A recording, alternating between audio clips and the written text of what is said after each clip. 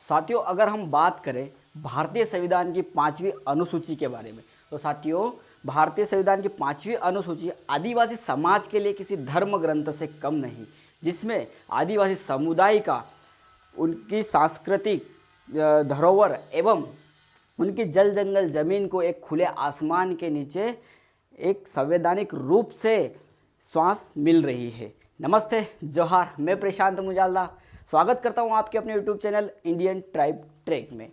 साथियों, आज मैं बात करूंगा भारतीय संविधान की 5वीं अनुसूची के बारे में।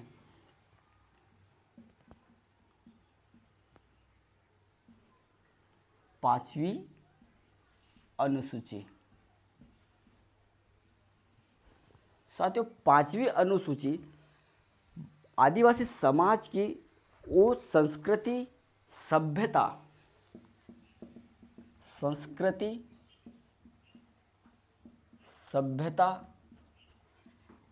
एवं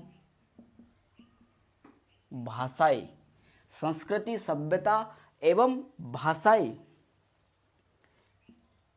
और सामाजिकता को संरक्षण प्रदान करती है। क्या करती है? संरक्षण प्रदान करती है। साथियों, आदिवासी समाज की संस्कृति है, सभ्यता है, उनके रीति रिवाज है, या फिर कह सकते हैं कि उनका जो त्योहारें हैं, उनके सारे अधिकारों का संरक्षण को क्या करती है? 5वीं अनुसूची करती है साथियों। एवं राज्यपाल की निगरानी में उसको संवैधानिक दर्जा भी प्राप्त है।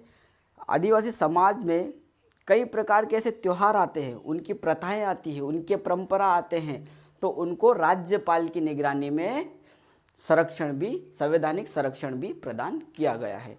साथियों, अगर हम बात करें भारतीय संविधान की 5वीं अनुसूची की, तो राज्यपाल किसी भी राज्य का राज्यपाल अनुसूचित क्षेत्रों का प्रशासन एवं नियंत्रण की जानकारी राष्ट्रपति को प्रतिवर्ष देगा, या फिर राष्ट्रपति के कहे जाने पर किसी भी क्षेत्र का ऐसे राज्य का राज्यपाल किसी भी क्षेत्र अनुसूचित क्षेत्र का उसको प्रशासनिक की व्यवस्था कैसी क्या चल रही है इसकी जानकारी किसको देगा? राष्ट्रपति को देगा। और वर्तमान के राष्ट्रपति कौन है? महामहिम द्रौपदी मुर्मू जी। एवं साथियों, भारतीय संविधान के 5वीं अनुसूची के भारतीय संविधान के अनुच्छेद 244 के एक में इन अनुसूचित जनजातियों की कौन सी व्यवस्था दी गई है? प्रशासनिक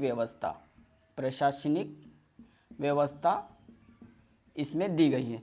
प्रशासनिक व्यवस्था मतलब साथियों वहाँ का जो रूढ़ी प्रथाएं हैं, उनके जो विधि का बल है, जो ग्राम सभाएं होती है, उनकी कानून की व्यवस्था कैसी क्या चल रही है, इस बात की पुष्टि भी कौन करेगा? राष्ट्रपति करेगा। किसके द्वारा करेगा? राज्यपाल के द्वारा करेगा साथियों।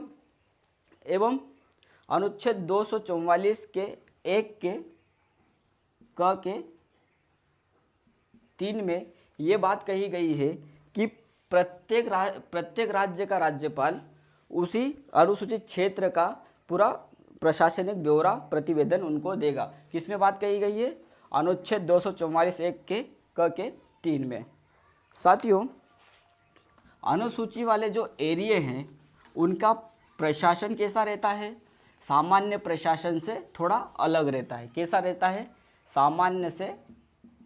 सामान्य प्रशासन से अलग रहता है।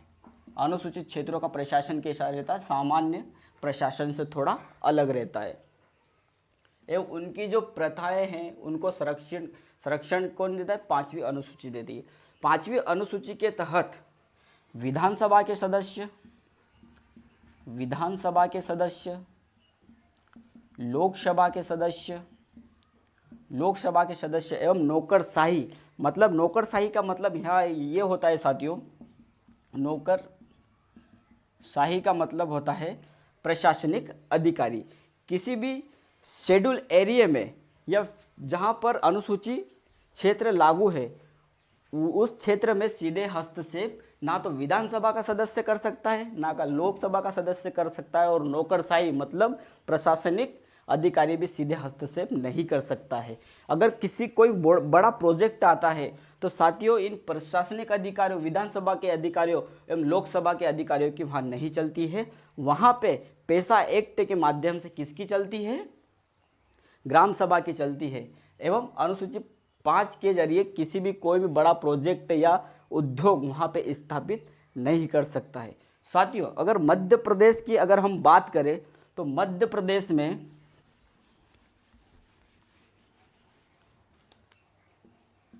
प्रदेश में